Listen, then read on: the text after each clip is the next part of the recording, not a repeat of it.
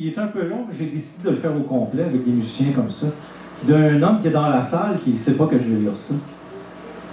Je ne dirai pas le titre. Et ça parle d'un sujet qui me tient à cœur.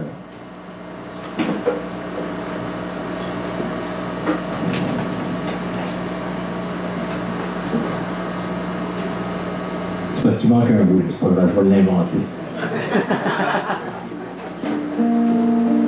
Son épaule le caractérise comme un poème des temps modernes. Une personne sans but précis et sans attachement patriotique. Voyageant à son rythme au gré de ses envies, il ne regarde même pas si les automobilistes passant vigoureux à côté de lui tentent de communiquer. Son pouce levé semble plutôt un automatisme qu'une demande de service. Grand et plutôt costaud, il n'offre d'ailleurs pas l'image qui inspirerait confiance à un routard pour l'inviter à faire une partie de la route en sa compagnie. Le jeune homme a le regard perdu dans l'horizon, voyant sans doute une vie qui lui est unique, il ne semble pas conscient de ce qui l'entoure. Vers 8 heures le soir, alors que le soleil se couche et que la température diminue, avec son incessant départ, il s'arrête. De son univers privé, son regard revient au présent, étudiant avec attention ce qui l'entoure. S'il y a une ville ou un village, il ira sûrement s'enquérir d'un motel où il pourrait louer une chambre, prendre une douche et dormir dans un lit douillet. S'il est au milieu de nulle part, comme c'est le cas en ce début de septembre, il quitte le bord de la route et s'enfonce de quelques mètres dans la forêt.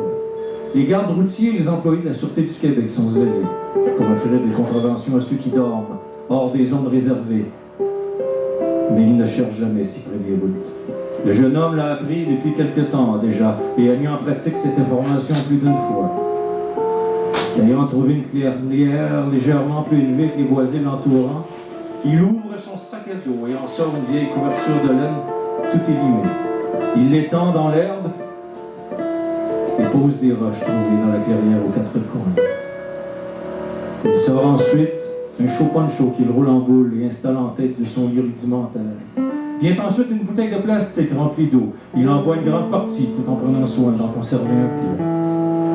Il laisse ensuite la bouteille sortie, mais refermée près de son sac. Il plonge de nouveau la main dans celui-ci. Il forage quelque peu, puis la ressort redouée. D'un haussement d'épaule plus machinal qu'autre chose, il met les deux mains dans le sac. Il sort la cousine de la première couverture. Elle est en point pareil à celle qui lui sert de lit. Il la dépose sur le sol. Il enlève ensuite ses bottes et sa parka qu'il range rapidement dans le sac, réprimant à peine un frisson. Il replace finalement la bouteille dans le sac et referme celui-ci. Il se couche sur son lit improvisé, il se couvre de la seconde couverture, recroquevillant son corps afin de conserver sa température corporelle. Couché sous les étoiles, il écoute les bruits de la nuit et se laisse bercer par leur douce balade, l'emmenant inexorablement vers un profond sommeil réparateur. Les bruits des véhicules circulant sur la route ne semblent pas le déranger. Il dort du sommeil du juste, du repos de celui qui a tout donné. Alors que le soleil se lève, une nouvelle journée le trouve toujours endormi, caché sous sa couverture illimée, un air paisible sur son visage. Certains le prennent pour un vagabond, un être sans but, polluant les routes et représentant un danger pour tous ceux qui lui offriraient le voyagement. Lui sait qu'il est un être libre, de ceux qui vont là où le cœur les conduit, se fiant au jugement de celui-ci, jamais entravés par les contraintes physiques de ce monde auquel il ne croit d'ailleurs plus appartenir. Lorsqu'il se réveille, finalement, il remet ses bottes et sa parka, boit ses dernières gorgées d'eau, range ses effets et reprend son chemin vers nulle part, laissant son cœur guider ses pas et ses pieds le mener vers demain. On accueille à l'instant l'auteur de cette nouvelle, Christian Duchamp-Gauthier.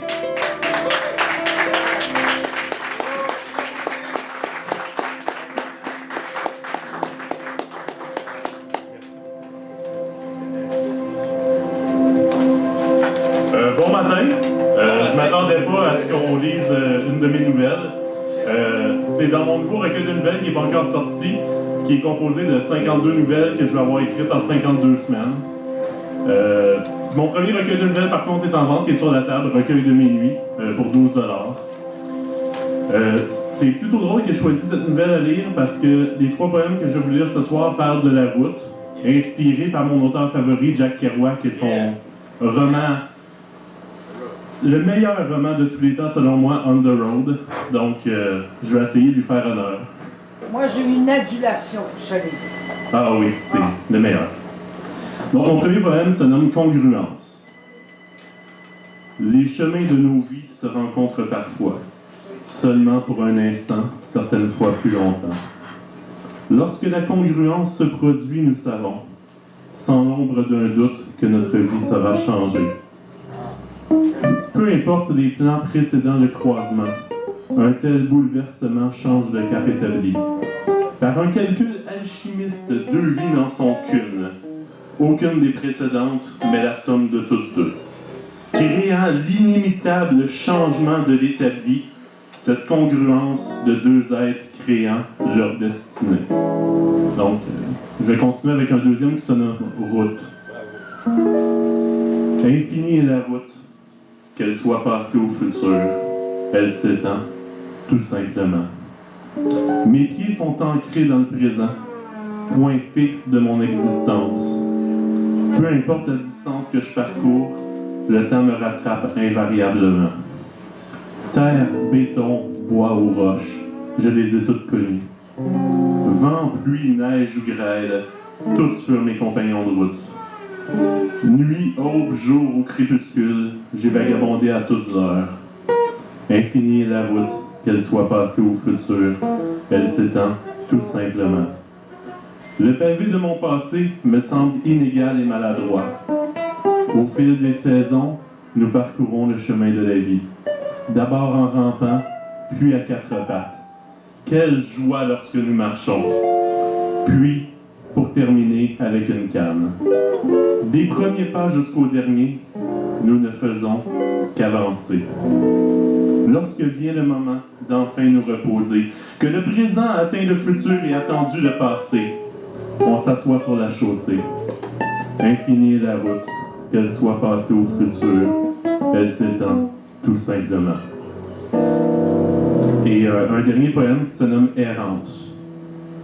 J'erre, sans but, sans patrie, laissant mes pas me guider, poussant toujours plus loin, vers des contrées inconnues. Je ne sais où je vais, simplement que je n'y suis pas, ni n'y ai jamais été.